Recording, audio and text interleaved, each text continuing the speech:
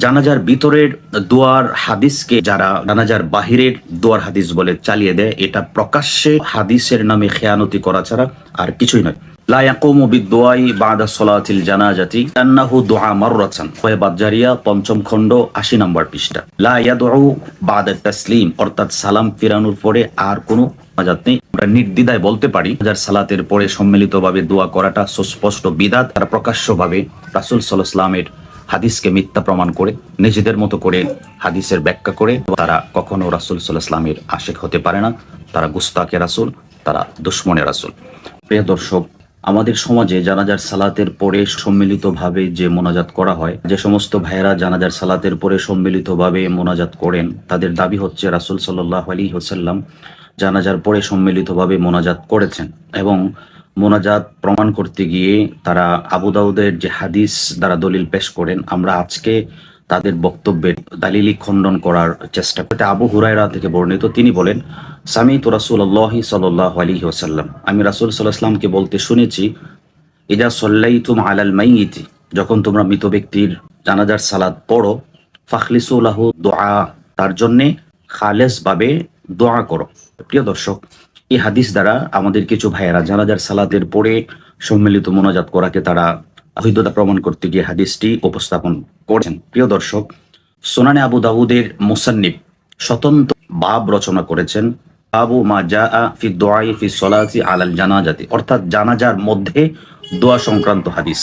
এই হাদিসটি সুস্পষ্টভাবে প্রমাণ করে যে যখন জানাজার সালাত পড়া হবে, তৃতীয় তাকবীরের পরে আমরা যে দোয়াটা করি, আল্লাহুম্মা গফির লিহাইয়িনা ওয়া মাইয়িতিনা, প্রসিদ্ধ দোয়াটি, এই দোয়াটি মূলত তৃতীয় তাকবীরের পরে মৃত ব্যক্তির জন্য স্বতন্ত্রভাবে দোয়া করার জন্য মূলত এই হাদিসটি রাসূল সাল্লাল্লাহু আলাইহি ওয়াসাল্লাম ইরশাদ করেছেন। সুনান ইবনে মাজাহ দ্বিতীয় খণ্ডের 1497 নম্বর হাদিস।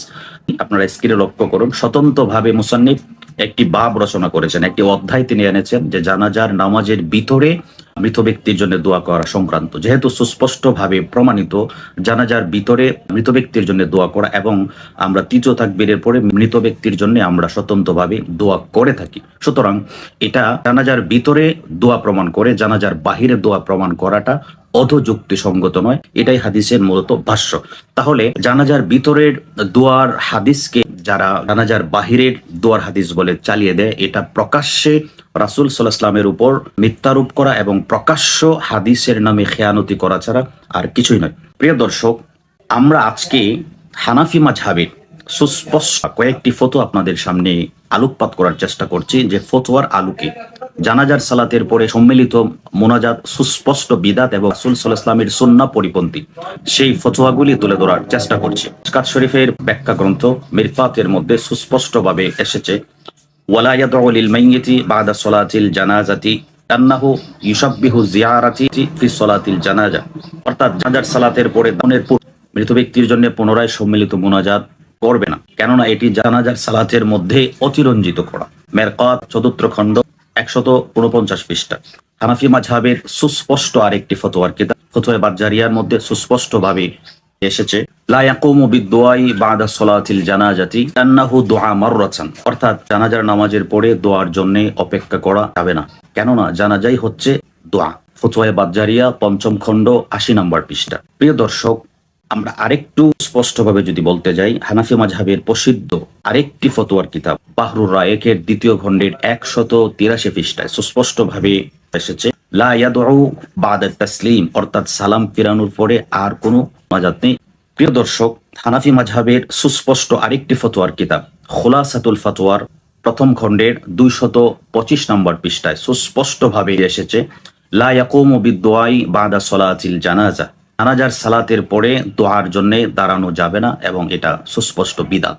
হানাফি মাযহাবের আরেকটি ফতোয়ার কিতাব ফতোয়ায়ে বাজ্জারিয়া এসেছে, লা ইয়াকুমু বিদ-দুআই বা'দা সলাতিল জানাজা, অর্থাৎ জানাজার সালাতের পরে দোয়ার জন্য আর দাঁড়ানো যাবে না, লিআন্নাহু দুআ মাররাতান, কেননা তো একবার দোয়া হয়ে গিয়েছে, লিআন্না আকসারাহা দোয়া, এবং জানাজার অধিকাংশটাই হচ্ছে দোয়া। জানাজার অধিকাংশটাই যেহেতু দোয়া, সুতরাং জানাজার সালাতের পরে আর দোয়ার জন্য অপেক্ষা করা যাবে না। জানাজার সালাতের পরে সালাম ফিরানোর সাথে সাথে রাসূল সাল্লাল্লাহু আলাইহি ওয়াসাল্লাম থেকে সুস্পষ্ট কোনো বর্ণনা পাওয়া যায়নি যে রাসূল সাল্লাল্লাহু আলাইহি ওয়াসাল্লাম দোয়া করেছেন, অথবা তার প্রসিদ্ধ 4 জন সাহাবী দোয়া করেছেন, অথবা বিশ্ববরণ্য 4 জন মাযহাবের প্রসিদ্ধ যে ইমাম আবু হানিফা, ইমাম আহমদ ইবনে হাম্বল, ইমাম শাফি, ইমাম মালিক রাহিমাহুল্লাহ সহ অন্যান্য প্রসিদ্ধ ইমামগণ থেকেও এরকম কোন সুস্পষ্ট বর্ণনা পাওয়া যায়নি যে জানাজার সালাতের পরে তারা দোয়া করেছেন। জানাজার সালাতের পরে দোয়াটা সম্মিলিতভাবে করতেই হবে এরকম বাধ্যবাধকতা এমন কোনো প্রমাণ পাওয়া যায়নি। সুতরাং আমরা নির্দ্বিধায় বলতে পারি জানাজার সালাতের পরে সম্মিলিতভাবে দোয়া করাটা সুস্পষ্ট বিদাত এবং রাসূল সাল্লাল্লাহু আলাইহি ওয়াসাল্লামের সুন্নাহ পরিপন্থী। প্রিয় দর্শক, জানাজার সালাতের পরে কাফন দাফনের পরে সম্মিলিত দোয়া করাটা এটা সুন্নাহ সম্মত এবং রাসূল সাল্লাল্লাহু আলাইহি ওয়াসাল্লাম এমনটি করেছেন, যেটা নস দ্বারা প্রমাণিত। কোরআন সুন্নাহর আলোকে আমরা সেটি মূল্যায়ন করার চেষ্টা করছি। প্রিয় দর্শক, জানাজার সালাতের পরে কাফন দাফন হওয়ার আগ পর্যন্ত অপেক্ষা করা ব্যাপারে রাসূল সাল্লাল্লাহু আলাইহি ওয়াসাল্লাম উৎসাহিত করেছেন এবং এর মধ্যে কল্যাণ রয়েছে এবং সওয়াব রয়েছে। সুনান ইবনে মাজার 1541 নম্বর হাদিস উবাই ইবনে কাবের বর্ণনায় এসেছে, তিনি বলেন উবাই ইবনে কাবিন قال قال رسول الله صلى الله عليه وسلم من صلى جنازة فله قراءة। উবাই ইবনে কাব বলেন রাসূল সাল্লাল্লাহু আলাইহি ওয়াসাল্লাম বলেন, যে ব্যক্তি জানাজার সালাত আদায় করলো সে যেন 1 কেরাত সওয়াব পেল।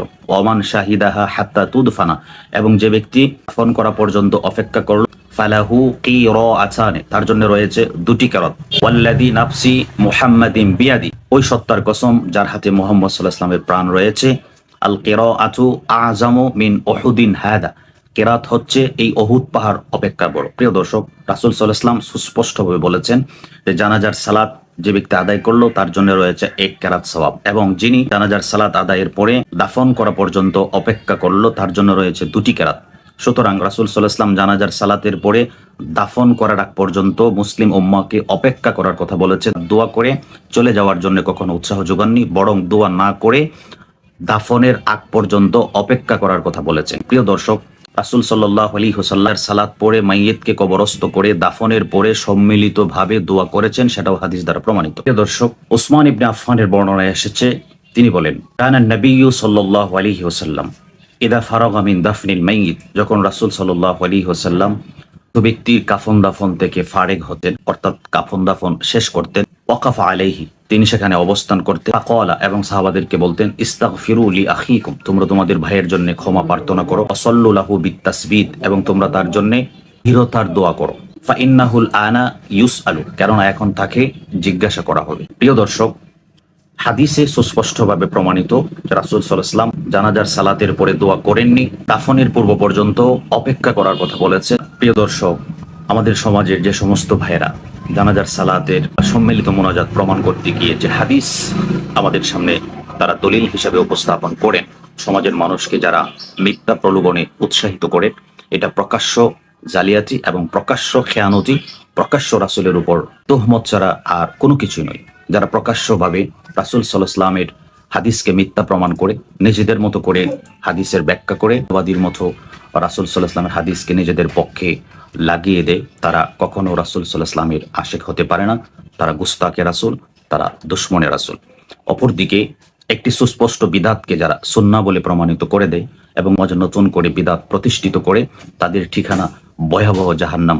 সুস্পষ্টভাবে রাসূল সাল্লাল্লাহু আলাইহি ওয়াসাল্লাম ১৫০০ বছর পূর্বে বলে গিয়েছেন, শাররাল উমুরি মুহদাসাতুহা ওয়া কুল্লু মুহদাসাতিন বিদআ ওয়া কুল্লু বিদআতিন দালালা ওয়া কুল্লু দালালাতিন ফিন্নার, প্রত্যেক নতুন জিনিসই গুমরাহি এবং প্রত্যেক গুমরাহি ভ্রষ্টতা, আর প্রত্যেক ভ্রষ্টতার ঠিকানাই হচ্ছে জাহান্নাম। সুতরাং আমরা আজকে দালিলিক এই খণ্ডনের মাধ্যমে আলোচনার সর্বশেষে এই কথা আমরা নির্দ্বিধায় বলতে পারি এবং দিবালোকের ন্যায় সুস্পষ্ট হয়ে গেল।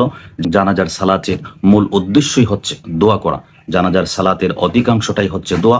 সুতরাং জানাজার সালাতের পরে সালাম পেরানোর সাথে সাথে সম্মিলিত আর কোনো দোয়া নেই। প্রচলিত সম্মিলিত দোয়া সুস্পষ্ট বিদাত এবং রাসূল সাল্লাল্লাহু আলাইহি ওয়াসাল্লামের সুন্নাহ পরিপন্থী। সুতরাং এটা পরিত্যাগ করা সমস্ত মুসলিম উম্মার একান্ত কর্তব্য। আল্লাহ রাব্বুল আলামিন আমাদের সকলকে রাসূলুল্লাহর সুন্নাহ আঁকড়ে ধরার তৌফিক দান করেন, সুস্পষ্ট বিদাতের বেড়াজাল থেকে মুসলিম উম্মাকে বেরিয়ে আসার তৌফিক দান করেন।